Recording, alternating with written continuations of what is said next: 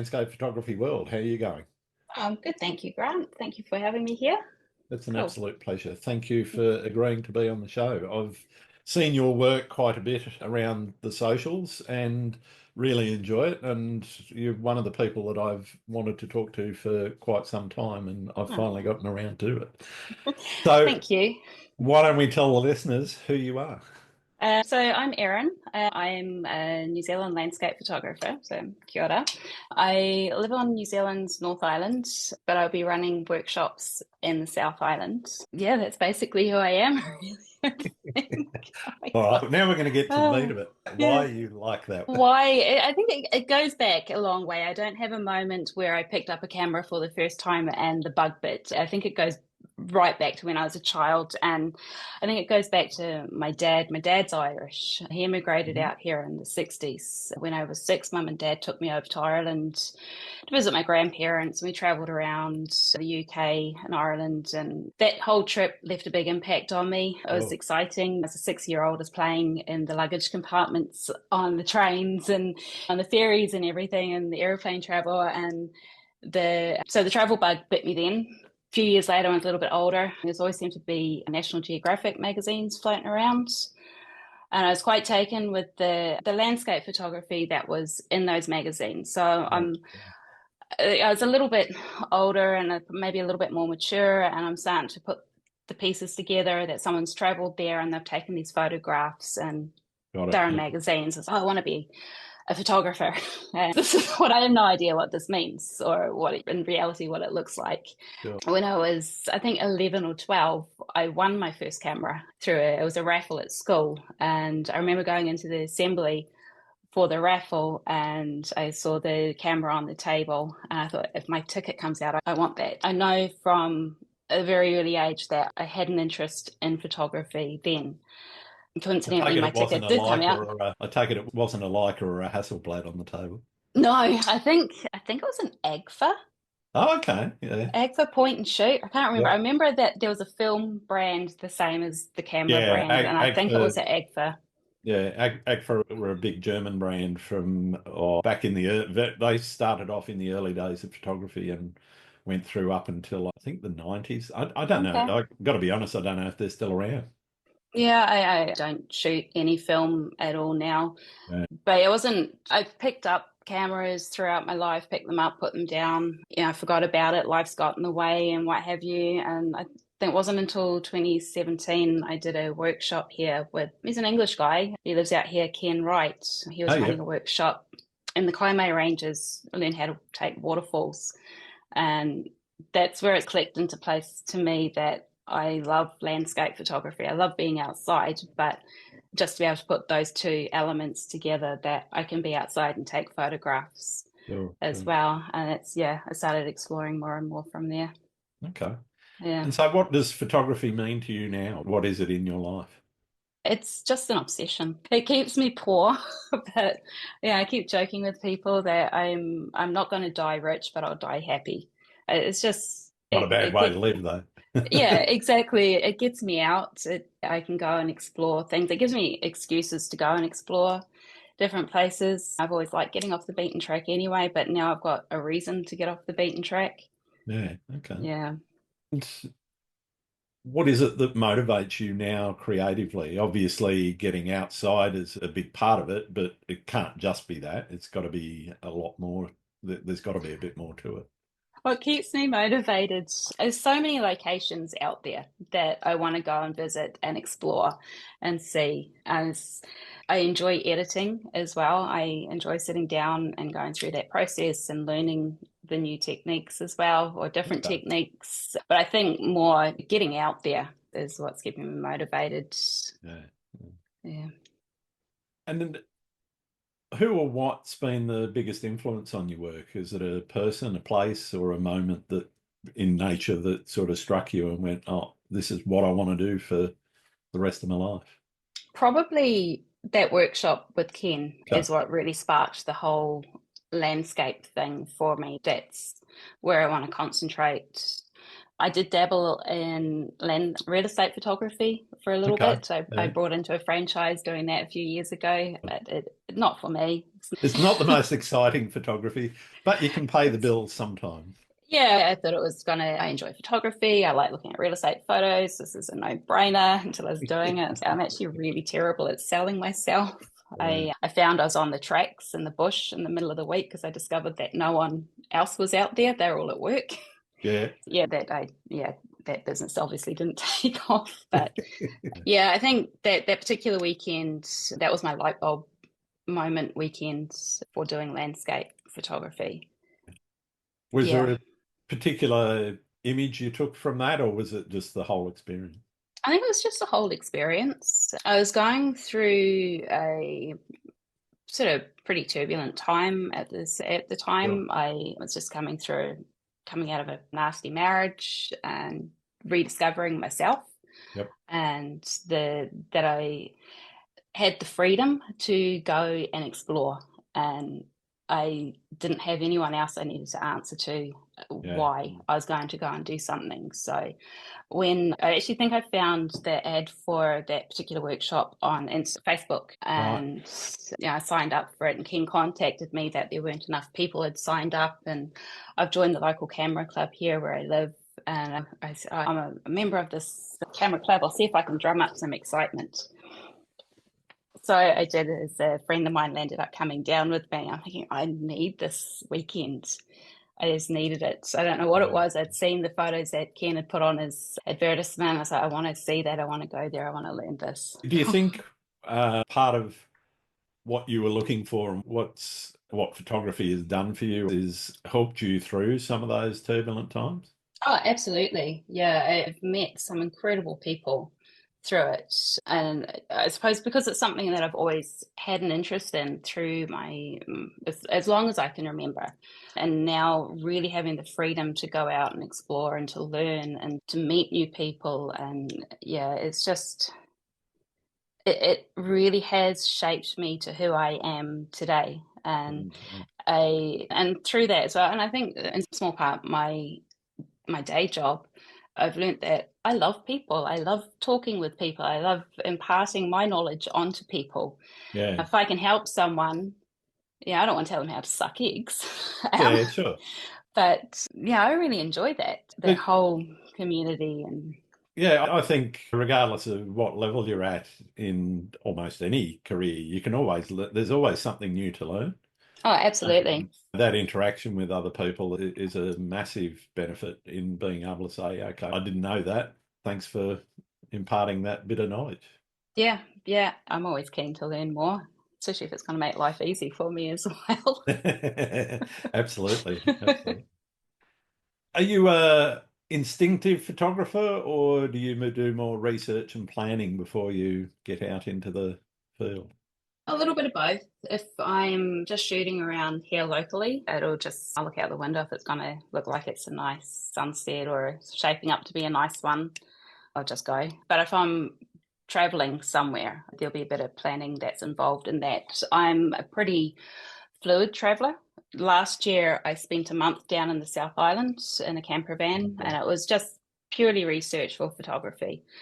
Before I went down, I did a ton of research before I went. Google's map, or Google Map rather, has got so many pins, and Sure. I'm a bit of a nerd. They're all color coded and different things, but there was no set plan. I had one shooting location that was tide dependent, and on that particular date, I had to be there for sunset. But the rest of it, I just tried to work it that it made sense that I wasn't doubling back on myself to make the Yeah. most of the month, and saying that I still didn't really see half of what I wanted to see, but just barely scratched the surface. But yeah, astrophotography, obviously, you got to plan for that, and That's then always a must. hope that everything aligns. Hope there's Yeah. no clouds Yeah, well, or as few clouds as possible anyway. that's the one. I've got some astro shots that I've been waiting 3 or 4 years. There's one in particular I've been waiting for 5 years to get, and it's just never Yeah. quite works out. And I can guarantee you that when there's no moon here, it'll be cloudy. Yeah, guaranteed. Yeah. Yeah, unfortunately, the comets, both I forget the first one a couple of years ago, and then the one last year, it was just overcast here for the whole week that both of them were Yeah. around. So it was kind of like, okay, how much commitment am I going to put into driving 7 or 8 hours out to somewhere where I can actually get a shot? I've done that. So don't get me Yeah. wrong, I've done it, but then there's other things in life which kind of, yeah, okay, so I'm going to miss that comment. There'll be others. Yeah, the comet that was here was at the end of last year. Yeah. There's a church not far from where I live. It's quite a popular location for an astro shooters. So a few friends of mine, they're out there. I said, oh, I'm coming out. I said, I don't actually care about the comment, or that maybe a bit bad, but I just want to see it. I got out there and I lined it up. Oh, there it is. Sweet. I'm gone. My photograph. It's a pile of shit, but I saw it. Yeah, So, that's fair enough. The yeah. thing is, I have the philosophy that the experience sometimes greater than the output, and yeah, whether you bother to take a photo or not is neither here nor there in a lot of cases. Yeah, I It's think, have you had a great time doing it? yeah, I think every photograph behind it's got a story behind it. Yeah. When you get there, I think it was Thomas Heaton that said, just because it's a beautiful view, it doesn't mean it makes a decent photograph. That's right. Yeah. And that sort of resonates as well. But yeah, you can have that beautiful view and you can have that great composition and everything, but yeah, you can still come home with crap. And I've done that many times. Oh, same. Yeah. That's the beauty of photography, though, is that you can avoid showing that stuff off that Yeah. you don't do well. Yeah, especially now too. Digital. Absolutely. It's great. Yeah. Do you create projects for yourself? Do you have a set of projects, or are you just, oh, I'm going to take a shot of this and that'll be it, and it's not part of any great portfolio grand scheme? Not projects in particular. I've got a couple of goals. Okay. I have a drone that tends to spend more time under my bed, forgotten about, than anything else. I had to buy it for the real estate photography. Yeah. And I would like to upgrade it, but I can't justify spending the money on an upgrade until I start using this thing. Yeah. That's on this year's sort of goal list, is to start using it. Every year I say I want to get better at astrophotography. And the other sort of little goal I have for myself at the moment is to start taking more intimate landscapes and using my long lens more than my wide angle lens. Sure. So, yeah. Why has that sort of become a goal? Because I know there's been a bit of a shift in trends around landscape from being the grand vista. They're still there, and some people that just specialise in those. Is it about following a trend, or is it something creatively in you that you feel is missing? It's just something creative. I discovered, I'm going to butcher her last name, Heather Tong, I think it is her name. She's a UK photographer. 2-3 months ago, and she's got a lot of intimate landscapes of Iceland and around where she lives. I don't know, I just really liked her work, and it's not something that I do. I was in Iceland 2 years ago, and I have come back with some smaller, more intimate things. I actually really like those photographs.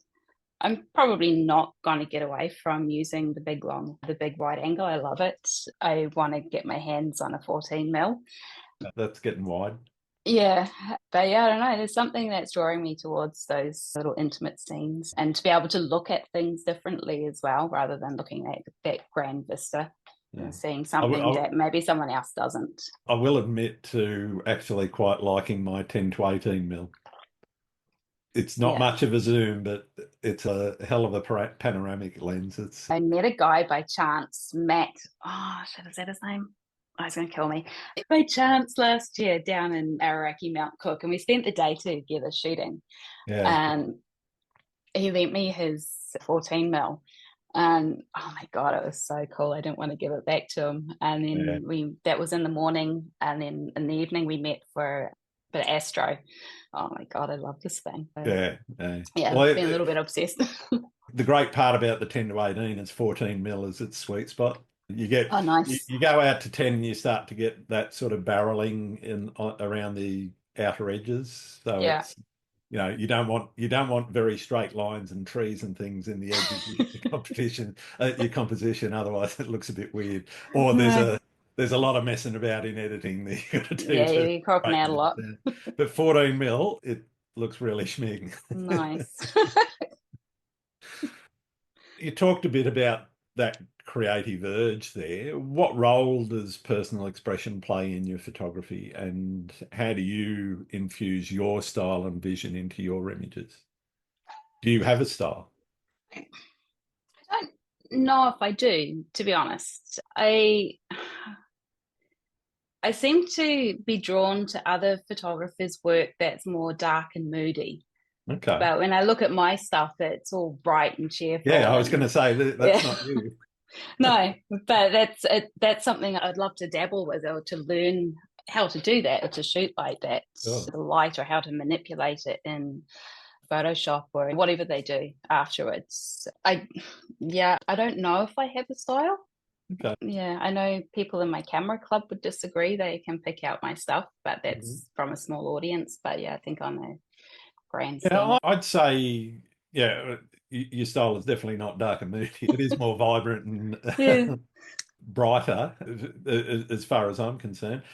Could I pick one of yours out from a row of similar images? Maybe not, but Yeah, fair. I know when I'm scrolling and I come across one of yours that it's definitely you, and it's not just your name above it that tells Oh, me. okay, that's good to know. I obviously have got something going on there. Then that is a bit of mine, Yeah. but yeah, I I think can't everyone pinpoint it. develops a form of consistency, and I'm personally trying to dabble in as many different genres as possible, though portrait's probably going to be way down the list, and wedding isn't Mm. even on the list. If I shot people, I'd be in prison.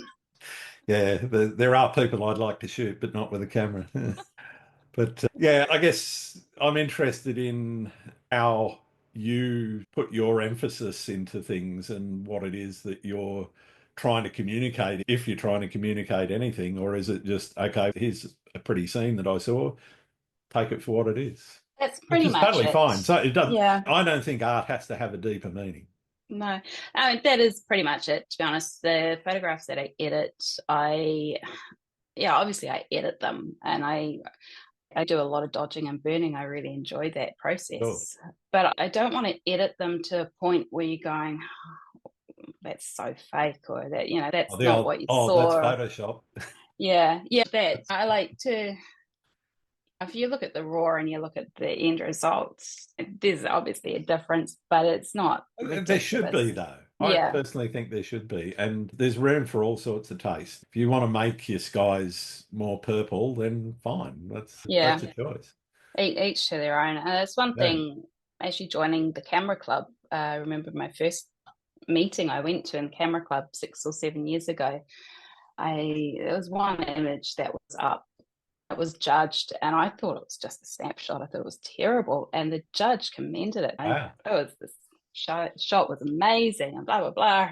Okay, so this is really subjective then, and I think that was Absolutely. that was a huge lesson to take away on the first night of joining that club. Yeah. And it doesn't necessarily matter what anyone else thinks of my art or anyone's art, but I guess the definition of art is knowing that fine line between when it's rubbish and something decent. So I Yeah. think it was Well, Homer Simpson that said that.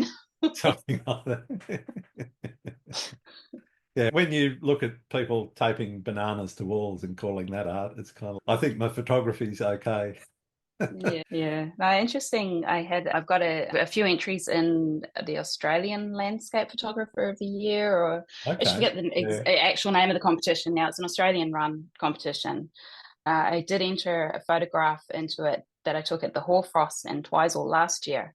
Yeah. Yeah. And I think when I enter competitions, they're the only things I do actually read the terms and conditions of. Absolutely. Um, and I read them and I thought I'm not in breach in any way. And I know what they're doing with my photographs. They've entered it in 2 3 weeks ago. I had an email from them.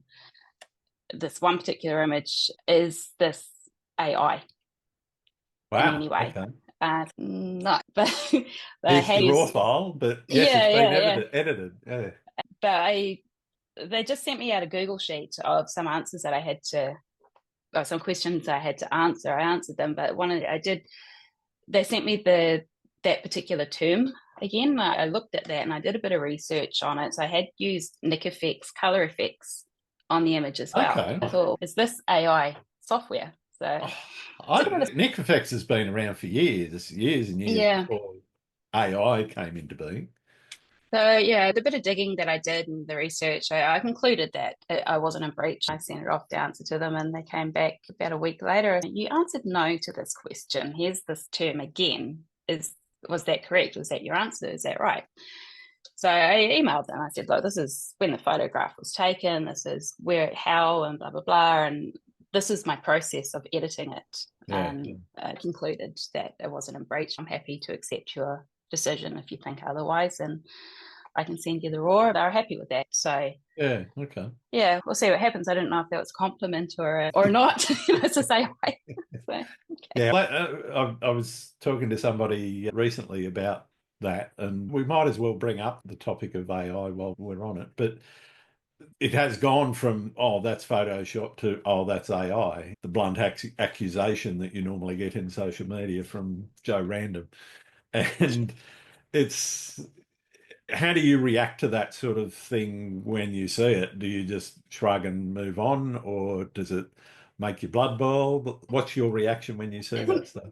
What annoys me is I think this is just society in general. We're just such a scrolling society now that no one actually looks at something. So you get these ridiculous skies, and people are going, "Oh my God, that's beautiful! That's so amazing!"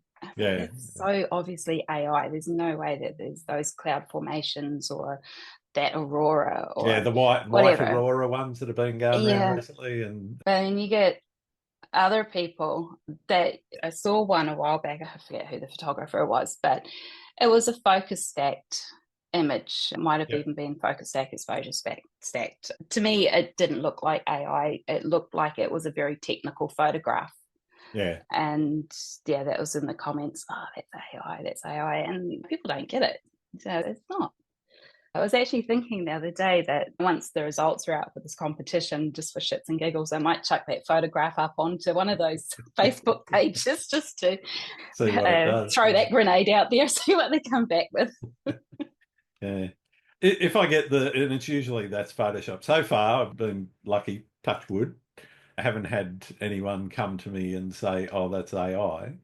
Though I have those AI detection apps that you can use. I've had a few say, oh, 75% sure it's AI. And it's, well, I'm pretty sure that's a photo. But anyway. Yeah. But what I normally do with those guys is if they say, oh, that's Photoshop, I say, yes, Photoshop was used to process this image. I shoot raw and I have to use something to take it to a finished image because raw looks flat and boring. Yeah, that's the thing. That's people criticize photographers for not being purists or whatever, that it's you have to go and you have to Photoshop everything, but we're doing the complete opposite to a painter. A painter is starting with a blank canvas and they know when to stop, and we're doing that in reverse. We're bringing that back out, and unless you're going to get completely carried away with yourself, we know when to stop as well. Yeah. And it's just the medium that we're using. Yeah, as far as I'm concerned, if you want to put flying unicorns in your image and sky replacements and all the rest of that, fine. Yeah. Say that's what you've done, though. Don't say, oh, I was standing here and took this amazing image of flying unicorns. Aren't they amazing? That's where I go, yeah, you're being dishonest, so don't do that. And I've seen that with some AI images where somebody, and I refuse to call them photos, but where somebody has said, oh, this was an amazing night, and here's an aurora or a Milky Way or whatever it is, and you can see, particularly Milky Way, AI doesn't render the Milky Way very well. It's getting better, but it actually makes significant errors in placement of stars and clusters and gas and whatever. I haven't maybe I just haven't paid too close of attention. I don't look at a lot of them because it's just, but you scroll past and you go, oh, well, that's AI. I just usually keep going, but occasionally you look at them, but you'll see it and you go, okay, is it, isn't it? And because it is improving, but you get people there saying in their captions saying, "Oh, this was an amazing night," but yeah, you might have been an amazing night as you sat there at your keyboard. Yeah. Yeah. Anyway, Oh, good on you. You learnt a new skill. that's it. What does success look like for your photography? What makes your heart sing or makes the cash register ring? What is it that you say, "Oh, Yes. that's So successful"? I have got some workshops coming up later on this year and next year. I am co-leading with Nick Page next year Nice. Okay. out here. And that particular workshop is, we've still got a couple of places left on that. I'm under no illusion that they're coming to see me. That Of course it they will are. be, but success to me will be when I start selling my workshops because of me. Yeah, And I really want to get out there and show people this country. We're so blessed to live here. absolutely. But I think aside from that, it's just when I master something new. Last year, I spent, I hate to think how many hours trying to get my head around luminosity masks. So I finally realized it clicked when I didn't really have to think about it. But I know there's still more learning there. But Yeah, yeah, there's always new stuff to play around there. But I think I was similar when I started working out, okay, how does this work? It really started to make a difference to both how I shot and how I looked at images and the way that the camera works versus the way the processing works. And yeah, yeah, I think, to be honest, if you can teach yourself luminosity masks, you've gone a long way in understanding how light works and yeah, therefore yeah. how photography actually works. Yeah. That's been a major learning Digital curve. photography, anyway. Yeah, and it's yeah, it's been a huge learning curve, that one, but it's just been. I kept at it, so I knew it was gonna pay dividends in the Yeah, end for my editing, and yeah, yeah. hopefully it is. How do you approach a landscape to look at finding something that's a bit different, a bit unique? You mentioned experimenting with new techniques. Is that something you try out on a regular basis? And how do you do that? To be honest, I haven't done it as much as I should. I haven't really shot that much over summer. I find our light is too harsh. So I'm Okay. only really starting to get back into shooting now. And I was down in Taranaki at the weekend, so everything came down with me, the tripod and the long lens and what have you. When I get to somewhere, when I get to a new location and I've got these ideas in mind, these things that I want to try out, I am looking, but to be honest, I haven't done as much of it as I should in regards to just general shooting. It's, yeah, I'm just looking for that nice foreground and the nice scene and what have you, as what I said earlier on. Just because I'm somewhere nice doesn't mean I'm going to get a decent photograph. But yeah, I research to go to somewhere, but I don't research it enough that I'm going to be putting my tripod down in someone else's tripod spot. Yeah. I'm looking for those compositions myself. And there's some places that you go to that you're probably not going to get something unique. You're going to get something the same as everyone else. What's going to be unique is the light. Yeah. But yeah, there's other places that no one knows about, and those places are special, and they're the They're ones all. I keep going back to as well. Yeah. Do you ever look at an iconic spot and go, okay, I think I might have found something that someone else hasn't seen? And have you ever actually had that light bulb moment and gone, okay, if I put my camera there, I don't think anyone's done that before. I'm not sure if I have actually.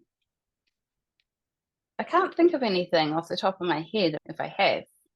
I don't think That's so. okay. Is that bad? That's fine. Let's talk about your workshops. You mentioned there's a couple of slots, so let's see if we can fill them. Yeah. What can somebody expect on your workshop with Nick? Yeah, so it's just my sense of camaraderie is what I'm after, and to be able to show people this beautiful country that I'm privileged to call my own, my backyard. Yeah, I've got small groups, all my workshops. They're hoping that there's something a little bit different on them to what other people are running. The workshop I've got with Nick, we've got a couple of nights down in Milford Sound. We've got a private photography excursion booked on Milford Sound for a couple of hours. But all my workshops are going to be starting the night before we do any shooting. We're going to have a welcome meal, just a nice, fun, relaxed way to get to know everybody. I've been a participant on a couple of workshops in the past. So I've taken things from the workshop that I liked, that I didn't like, which I thought, and not necessarily that I could do better, but I could do different, or just information that I can get out to people. But yeah, I think it's important to keep the group small as well, so we're not all jockeying for trying to tackle each other out of the way. Yeah, trying to manage a group, I think any larger than about 4 or 5 is, as an individual, if you've got 2 people leading, then you can extend that out to maybe 8 people without killing yourselves. But once you get over that 4 or 5 people, it really starts to be a bit of a stretch, giving everybody equal time to actually have a good experience, I think. Is that the kind of size you're talking about? Or so with Nick, we've got spaces for 10. And then myself, I was looking at 6 to 8 people, depending on where we're going as well. So I don't want to do too much driving during the day. Obviously, plenty of stops along the way. Everywhere has been handpicked for the light, and all my workshops as well. I got them throughout the winter months, especially with the South Island. Most of the South Island, I think, is a dark sky reserve. So, trying to put as much of that in our favour as possible, and then we're just in the hands of the cloud gods and the rain gods. Start making sacrifices now. That's my advice. Have you got any firstborn children? Yes, I do. I've already had to trade them in, though. They're already gone. Fair enough. Talk to me a bit about running a business. Photography as part of your business. How does that work in amongst the rest of your life? Yeah, so I'm quite fortunate. I work for myself, an accountant by day. Sure. And so the business side of things, that's sleeping side is covered. That's easy. I don't mind the paperwork, and I love the planning side of things and all that. And I said earlier on, as a nerd, that's why I'm a nerd. I think I've got spreadsheets and I've got lists and I've got Post-it notes behind me and all these things. But the marketing side of things, that's been a bit of a for me. But yeah, because I do work for myself, I've got a small client base. My clients are awesome. They know sometimes they can't get hold of me. They know sometimes I might be a day or 2 responding to them. They know I'll always respond to them, though. But it's a little bit of a rock and a hard place at the moment. I really want to get these workshops up off the ground and get that going. And I think I'm going to be quite successful at that. I wouldn't be pursuing it if I didn't think that. But I've got room to take on more clients. If I take on more clients and this explodes, I can't give them the attention that they deserve. And I can't drop their balls. That sounds terrible. All right, I'll edit that out. I can leave it in, I don't mind. I have got a sense of humour. I do try on my Instagram, I do try and put a little backstory on each of my photographs. And I do try and impart my sense of humour. I like a good joke or clean one or a dirty one or whatever. So humour makes the world go round, as far as I'm concerned. Absolutely. Do you think where you live has influenced how you shoot? It obviously influences what you shoot, but do you think it's had any influence on your technique or style in any way? No, I don't think so. I'm really guilty of not shooting enough around where I live. Where I live, it's really beautiful. I live at the base of a peninsula. I know the peninsula is beautiful because I've seen other people's photographs that don't live here. Yeah. The peninsula, but I can't see it because I see it all the time. Yeah. I'm the same about suburban Western Sydney. It's kind of, I don't see it. No, but I go somewhere else and I just want to get my camera out and snap everything, and a real tourist to some degree, but I come back here and I was like, it's boring. So no, I don't think where I live has influenced how I shoot. It's just how I shoot is how I enjoy shooting. Yeah. Okay. What about where you like to shoot? Is there a particular place that keeps calling you back? Yeah, there's the ones that keep calling me back are the ones where I've found a location, but I haven't got the shot that I have in mind. There's two Sure. in particular. There's one at the top of the Coromandel. It's a place I've been trying to get an astro shot there for since just before COVID. It's obviously it's cloud dependent because it's an astro shot, but it's tide dependent as well. And once you get there, you shut off. You have to get there at low tide. You committed to stay there the night. Something about up there puts the shits up me. There's first time I went up there and I could see from the road where I was going. I was like, oh, I don't know. There's just this feeling of foreboding in my stomach. Yeah. I went and I took my hiking tent expecting to pitch it, except it was just rocks. So I had to tie that down. I couldn't sleep, had horrible dreams. I got up in the night and I got this photo and it was all right. But I don't know, I think I maybe had a new ball head or something. I couldn't quite tilt my camera back as far as I wanted. So I was like, all right, next month I'll go back up there because that Milky Way would be perfect because we're in lockdowns then. And the second time I went up there, I got the same feeling. And then the third time I went up there, I took a friend of mine with me. And I think I had a false sense of security with having him up there with me. Yeah, right. I figured there's a taniwha that swims off the channel up there. It's like I guess it's like the Loch Ness monster. Okay. Yeah, Wow. it is a mythical creature, but it's not there to harm you. It's there to keep you out of harm's way. Right. But there is something not great up there, but yeah. Wow. It's another location as well, which is down around the back of our mountains here, Mount Narahoe. Is the astro shot that I want to get. And I hiked down there last year and it just so happened to coincide with the night that we had that aurora in May last year. It was amazing, but I still don't have my astro shot. The aurora spoilt it. Yeah. Oh, it did. That sounds like a real first world problem though, doesn't It it? really was terrible. But I think the thing that I would have been happy. I'm obviously happy I got an amazing shot when I was taking my shot that night. I think I was getting something I thought was special. I'd got Aurora. I'd gone back to the hut, to the hiker's hut, and slept for a while. Got back up at 4:30, 5 o'clock in the morning Mm. to get some. It had died down, and as the Milky Way was there, and the Aurora was still happening. And then I got a SAR arc as well, which I didn't even know that was a thing. Yeah. So I remember putting the photograph together. It was a big pano. I thought, lens refraction and that, damn it. But yeah, it was pretty cool. But when I was shooting that, I was thinking, I'm getting something quite special here. Yeah, awesome. Yeah. But we'll get back out there, maybe hopefully next month if the weather plays ball. Definitely. What have you learnt about the world through photography? I think people are pretty decent. Okay. Maybe it's not a photography Sure. thing, but yeah, I think the majority of people and photographers that I've met along the way, they're all really decent people, or they're all just want to stop and chat and have a yarn with you, or they're interested in what you're doing. Yeah, it's a good world to be in. Yeah. Okay. Interesting. Yeah. Do you like photographing with other people or do you prefer to be on your own? It depends. Yeah. I feel like I do some dumb shit, go to some sketchy places on my own. I don't know if I'm aged now where I'm thinking I've maybe got a little bit more to lose, or common sense is maybe starting to catch up with me finally. I think your risk-taking behaviour takes a back seat the older you get. Yeah, but it's only just started. But yeah, it depends where I'm going, that I like to be on my own, but obviously workshop stuff is going to be different. That's not shooting for myself if I'm shooting for myself. Yeah.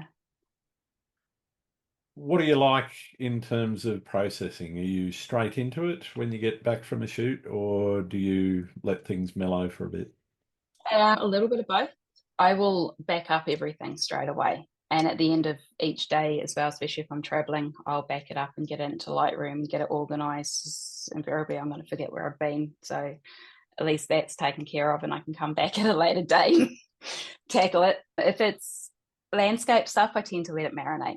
Yeah. But if it's astro stuff, I tend to edit that quite quickly.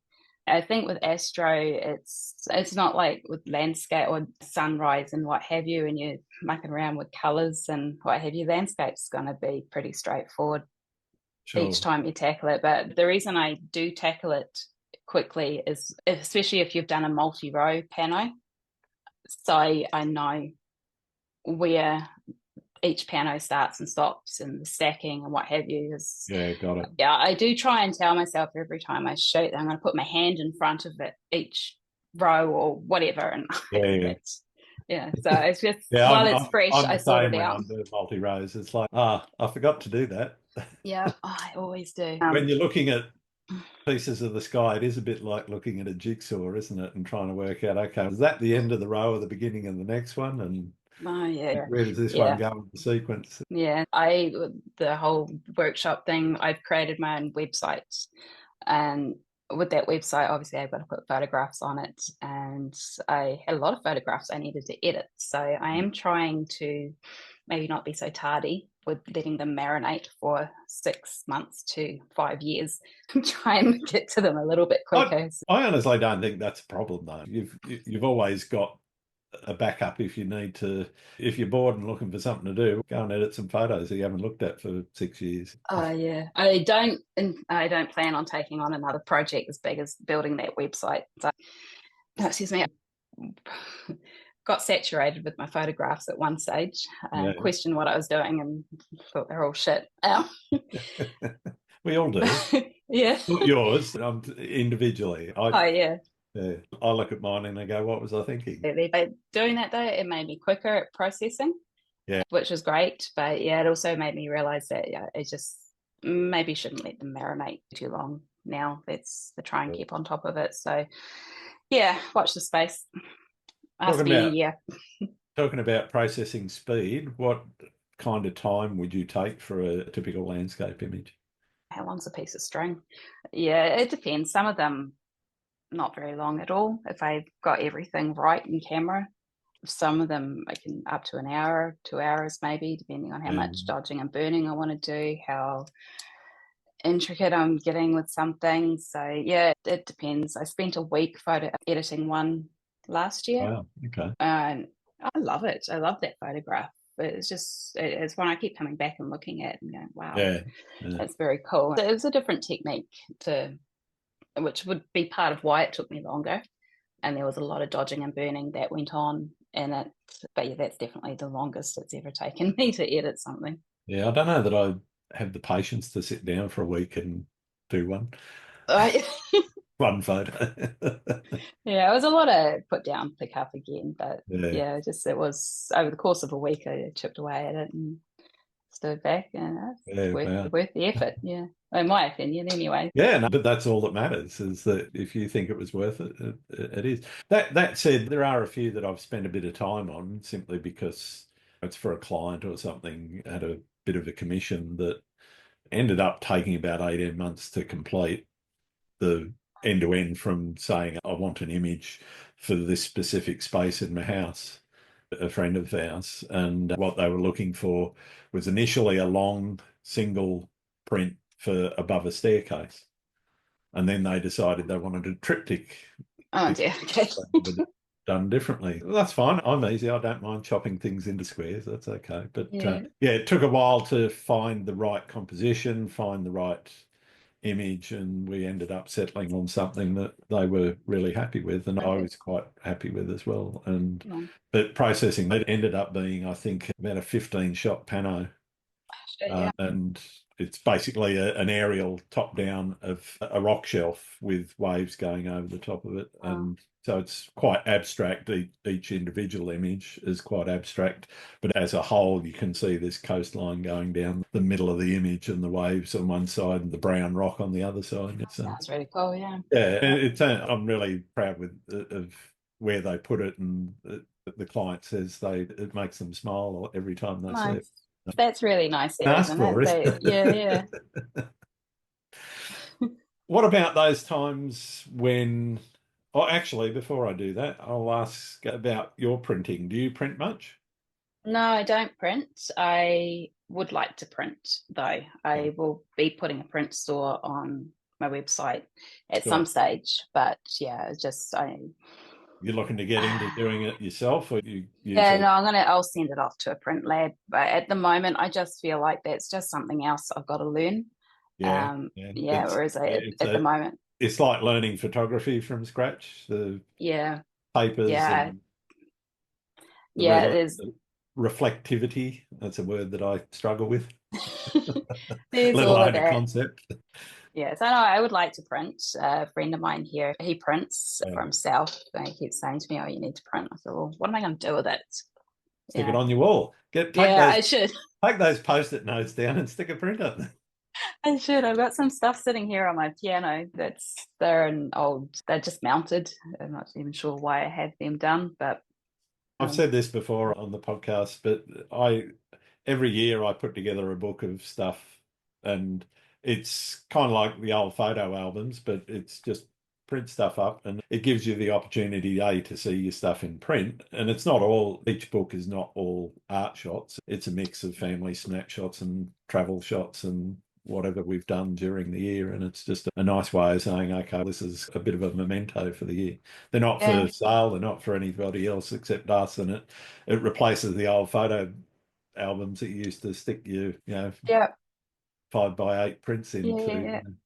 I've done that for a couple of trips that I've done, just for friends and myself. But yeah, forget about it as well, actually. But you do pull them Yeah. out every now and then, whereas you don't if it's sitting on a hard drive somewhere. This is it. Yeah, I'm about halfway through doing last year's, and I'm almost halfway through the year now. Oh wow, yeah, true. Got to Jesus, that's going pull too my quick. finger out and get that one finished so that I don't have the same problem at the end of the year when I want to start putting the next one together. Yeah. Do you ever struggle with inspiration in your photography? And if so, how do you deal with it? Not really, although saying that I did lose my mojo completely, probably just before COVID, just after COVID. I think COVID's got a lot to answer for.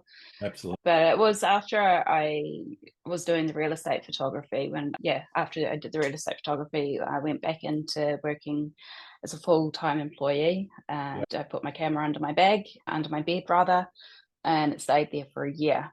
Yeah. And then we went into all the lockdowns, so I couldn't travel. So yeah, I just the club. I didn't want to do that. I didn't want to go there. I'm on the committee with them, and just I lost interest in everything. So I actually ended up getting out of that by buying a completely new camera system.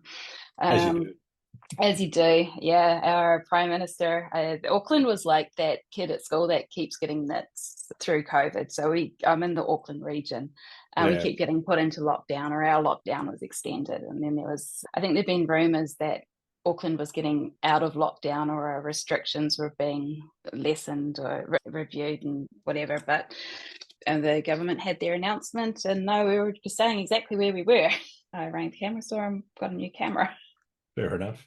But yeah, I was a little bit nervous dropping, I don't know what was that, 10 or 11 grand onto my credit card, thinking I haven't even touched my old one. Sounds a Yeah. little bit like story with the drone, justifying buying a new one of those. But yeah, I haven't looked back. But I think things that keep me inspired is probably the usual suspects like YouTube and Instagram and what have you, and then trying new techniques or editing techniques that I don't typically do myself. Yeah. Even if they're going to look like shit, and I'm never going to show that to anybody. But yeah, stuff like that will keep me inspired. Yeah. Yeah. Fair enough. What's your favourite thing about being a photographer?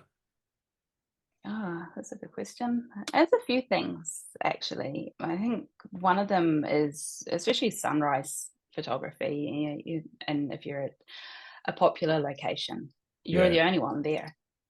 Oh, Um, that's nice, isn't it? it's a privilege to experience that, and there's no one there. But also, you do go to some places that people just come, they get their Instagram shot, and they go.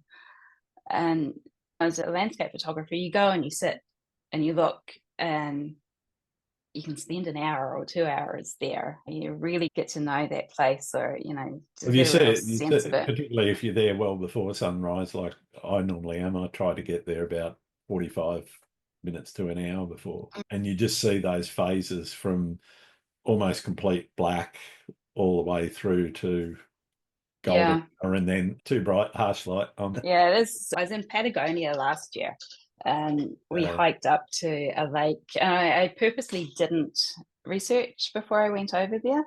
So we hiked, we left the hotel at 2 a.m. to get up to this lake for sunrise. And I was actually with a group. And I said to the leader, I said, what are we looking at here? Because, oh, there's a lake and there's these mountains. Got my focus dialed, and it was still dark enough that you're focusing on stars. Yeah, right. And I took the first shot. I was like, oh my God, is that what's in front of me? So that was really exciting to have that moment. Yeah. The other thing I really enjoy about landscape photography as well is showing my non-landscape or my non-photographer friends my photographs, or they see them, and just to see the look of joy on their faces. Oh my God, that's amazing.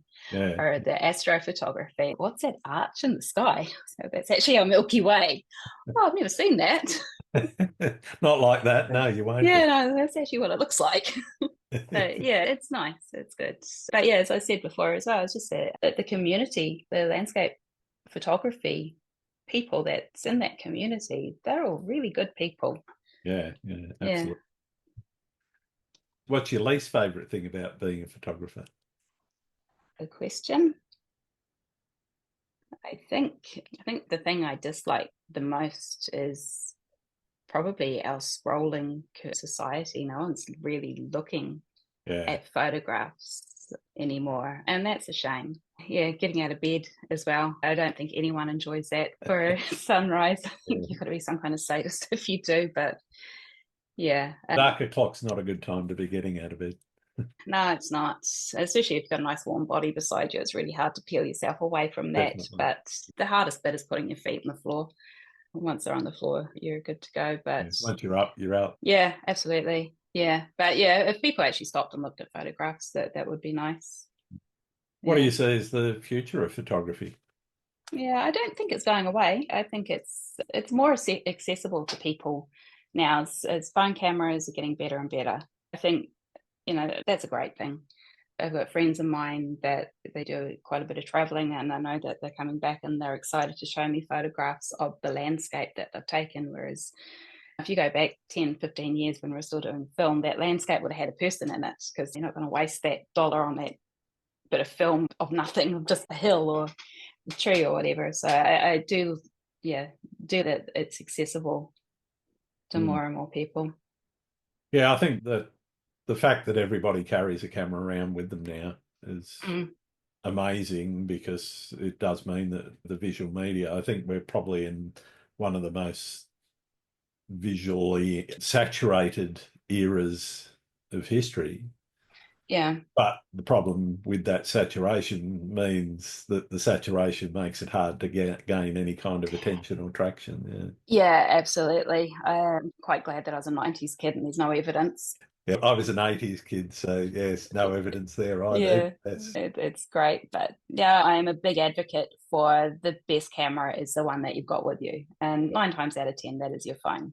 I've won competitions with photographs that I took on my phone. I was runner-up in NZ Geo's one of their main categories a couple of years ago. Yeah. And that photograph was taken on my phone. And the guy that won the category, he was a professional photographer with a professional camera. And then there's me and my iPhone. Proves that the photographer is actually greater than the camera. Yeah. Oh, absolutely. It's like saying I've got a good oven, so it's going to make me a good cake. Yeah, that's right. Not necessarily, saying that I fell into the trap when I got my first DSLR that I had a good camera, so I'm going to take these amazing photographs. These are all going to be amazing. Terrible. They're going to look much terrible. Better. Yeah, it's actually going to highlight the flaws even more. Yeah, it was interesting. Last year, I was asked to guest speak at a camera club down the line a little bit. And the club is full of quite novice photographers. They're really enthusiastic people. It was cool. I put my presentation together and I was going through my old photographs because I wanted to show that progression of where I've started to where I'm at. There's one photograph, I've deleted it, and I'm so sorry that I have. It's the worst astrophotograph photograph that you've ever seen. That's what piqued my interest in astro. But I think it was just 4 blinking dots. I don't even know what it was. What's the best and/or worst piece of advice anyone's given you? Photography related. When I was 15, I did an exchange over to Australia, sponsored with Rotary.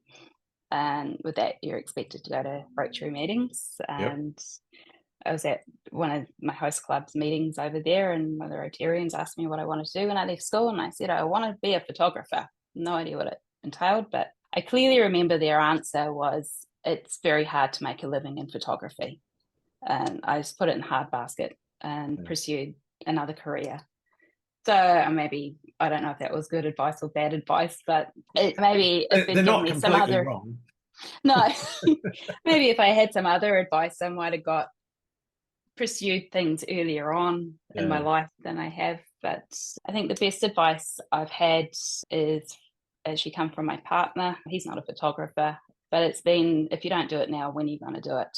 That's it. Are you going to wait until you're too old and not fit enough to get out and do these things? So I've got to say, I think that's one of the best pieces of advice I've heard on the podcast so far. Oh, tell him that.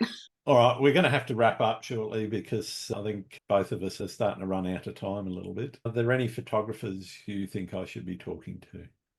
Yep, I have got a little list here. Excellent. So obviously Nick Page, and I don't know if you've spoken to him already or not. No, not as yet. He's been on my list, I think, since day one, and early on I was a bit scared to approach him, but he's a very cool guy. I've followed Nick for years, and same.